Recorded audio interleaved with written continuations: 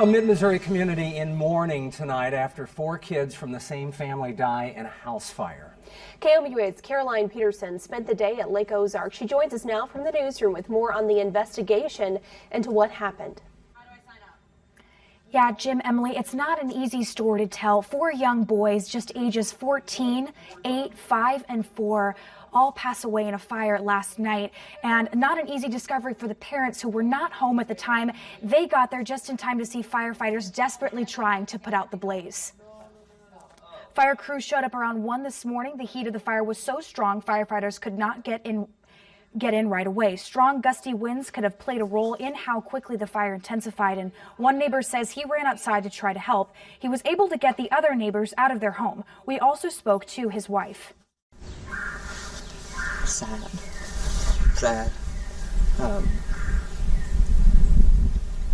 Even though I didn't know them very well, hardly at all, just knowing that they lost 2 kids. It depends. What am I getting?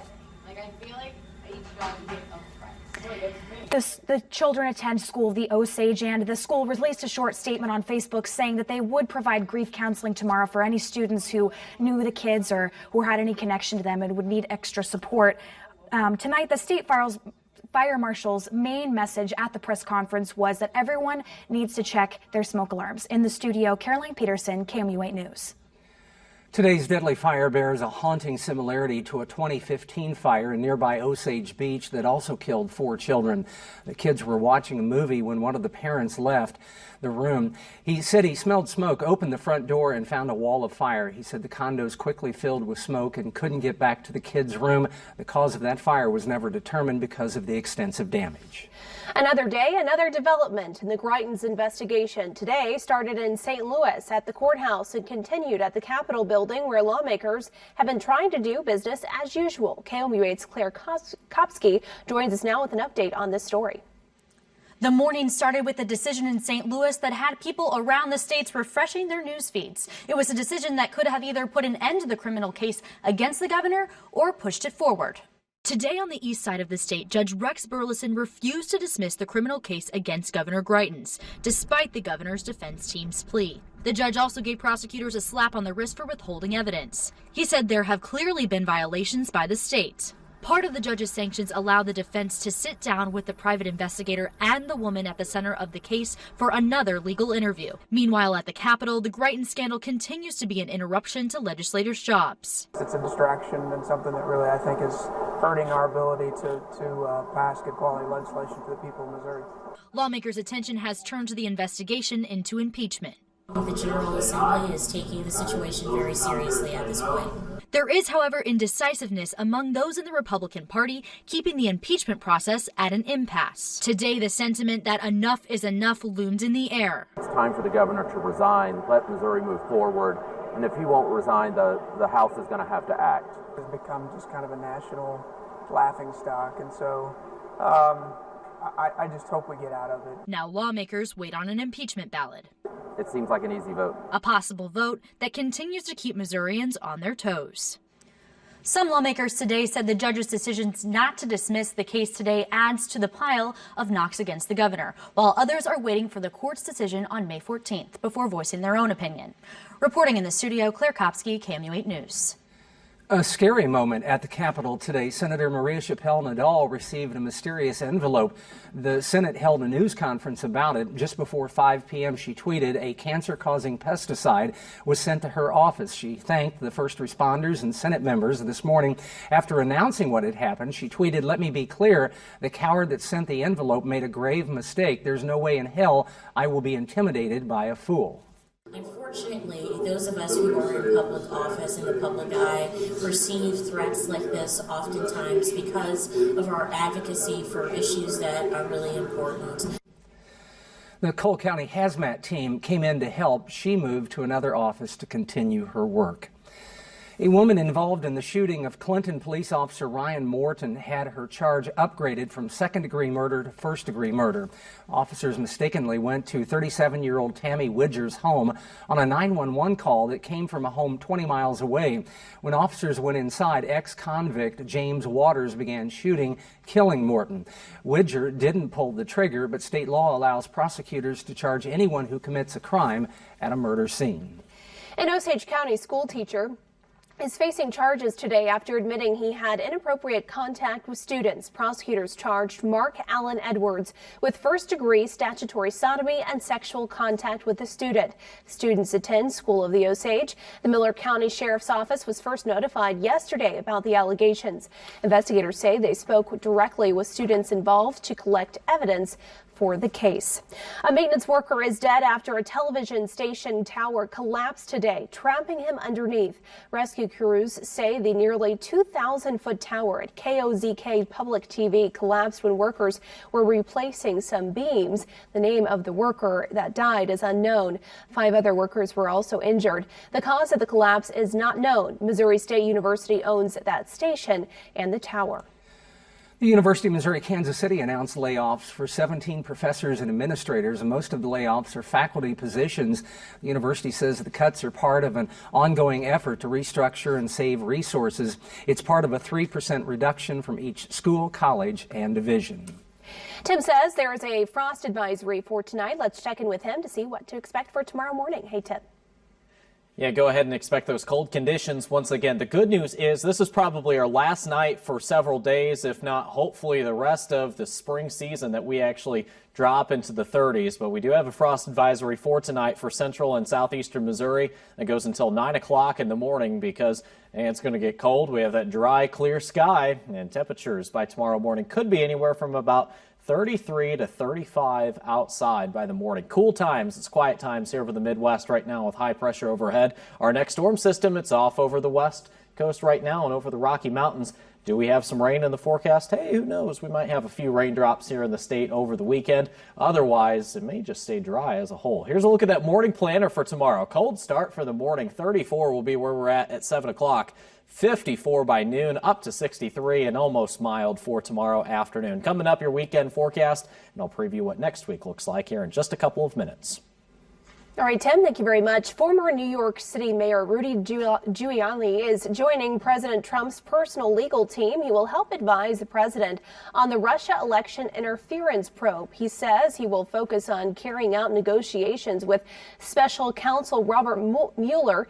He has been a big supporter of Trump throughout his campaign and presidency.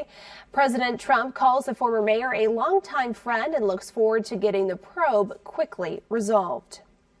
2 deputies are dead after a shooting at a Florida restaurant today. The deputies from Gilchrist County Sheriff's Office were shot and killed around 3 p.m. when the suspect shot through a window. When other deputies arrived, they found the shooter dead outside the restaurant. The investigation is ongoing. The motive is still unclear. The Trump administration plans to fine Wells Fargo $1 billion. That's according to an inside source. The bank apologized last year after charging 570,000 clients for car insurance they didn't need. It also apologized for charging mortgage borrowers unfair fees.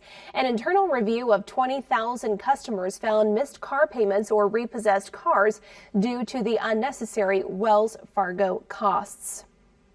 Lance Armstrong has to pay the federal government $5 million as part of a settlement. The lawsuit claims the cyclist defrauded the government by using performance-enhancing drugs when the U.S. Postal Service sponsored his team.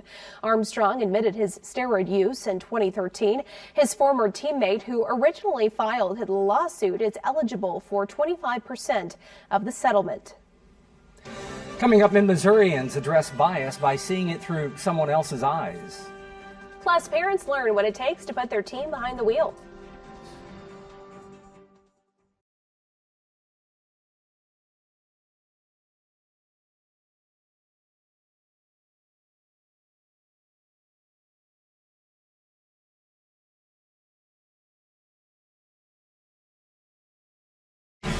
Never be surprised by the weather. Download the free KOMU 8 Weather and Traffic app. Brought to you by Central Bank of Boone County. Tim, thank you very much. Columbia firefighters were interrupted in the middle of their training today. They sure didn't have to travel very far for the call. Welcome back. Jefferson City parents had the opportunity to learn what it takes to put their teen behind the wheel. First Impact, a traffic safety program, hosted an informational training session at Jefferson City High School tonight. Sergeant Doug Rudiger from the Jefferson City Police Department urged both parents and students to become comfortable with the conversation of traffic safety. I hope they go home and really work with their teens, and with the knowledge that they're going to gain tonight, they can sit down, have that discussion about safety, and just help their teens, be a safer driver. Rudiger says people within the 16 to 20-year-old age group are the most likely to be involved in a car crash, and First Impact is hoping to lower that statistic. The Columbia Fire Department trained at the old Macy's store today. The fake fire suddenly turned real. In a freak coincidence, a fire broke out behind the building. A tire caught fire in the woods. 2 firefighters were at the right place at the right time and quickly took care of it. The assistant fire chief says the crew handled the situation smoothly. The incident commander on this training drill alerted all companies that we got real life. We have a report of a small grass fire behind the building, and he sent one of the companies to investigate it, extinguished it.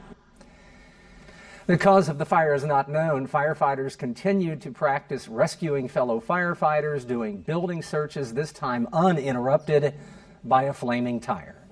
Racial bias is a hot topic across the country, most recently because of the Philadelphia Starbucks arrests. A local group is continuing to have conversation about bias in efforts to change the community. Boone County residents from all generations came together tonight to celebrate the halfway point of their journey toward inclusive excellence.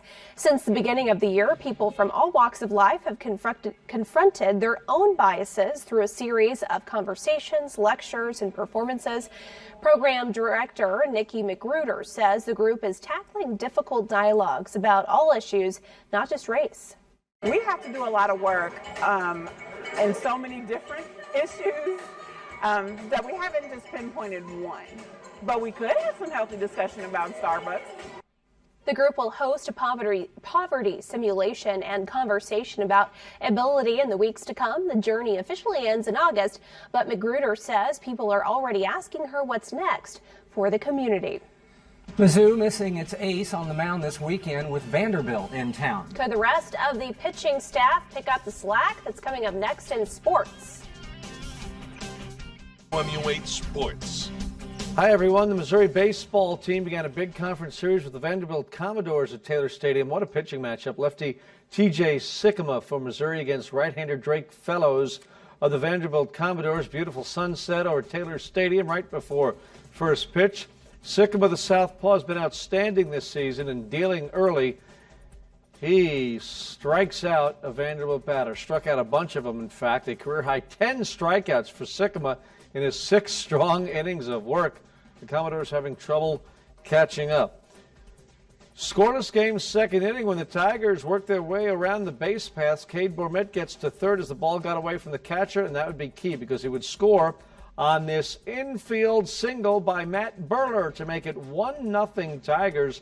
Vandy had the tying run on second in the 5th inning, and that's when Austin Martin jumps on this breaking pitch to drive in the run to tie it up at 1. But then in the bottom half of the 5th inning, Trey Harris comes through again for the Missouri Tigers. He's been a big batter in this lineup. Base hit here to drive in the go-ahead run 2-1. That's the score now. Mizzou leading 12th-ranked Vanderbilt in the 8th inning. Snow shortened the Cards and Cubs series at Wrigley to just a pair of games. Cards took the first game earlier this week. Cubs looked to even the series in what turned out to be the finale today. Windy days you might expect in the Windy City. John Lester on the hill for Chicago and was pitching well. Cubs had the early lead for Lester. They built it to 6-1 and then added to it when the former Cardinal Jason Hayward slugs a homer into the bleachers and right. And 8-1 Cubbies looked like a rout. Cards did make it interesting, though, as they got back in this ball game late. Good thing they weren't distracted by the Cubs relievers dancing there in the bullpen. But they lose it, the Cards do, by a score of 8-5, 3-run differential. Missouri coach Conzo Martin met with the media today for his end-of-the-season news conference. Martin busy recruiting, looking to add to his team, and also waiting to see who's coming back to his ball club. Jonte Porter just completed his freshman season last month, but he's considering going pro. Martin says Porter has been spending time in Chicago, getting ready to put his best foot forward for the NBA. He's been working out up there. He added that Porter is finishing his classes this semester online.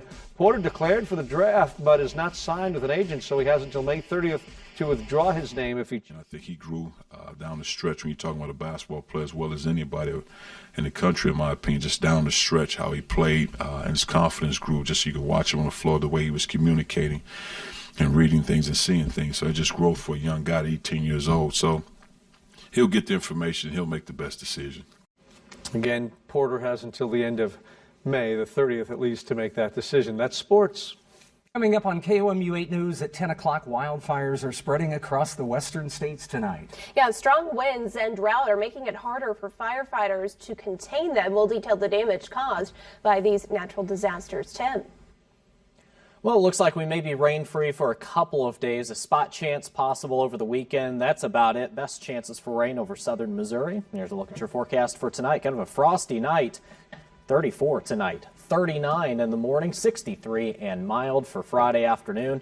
Looks like for tomorrow should be nice and mild by the afternoon, and actually the temperatures continue to warm up. We'll be even in the 50s and 60s and hey, maybe 70s late next week. That looks like great golfing weather, Jim Rake.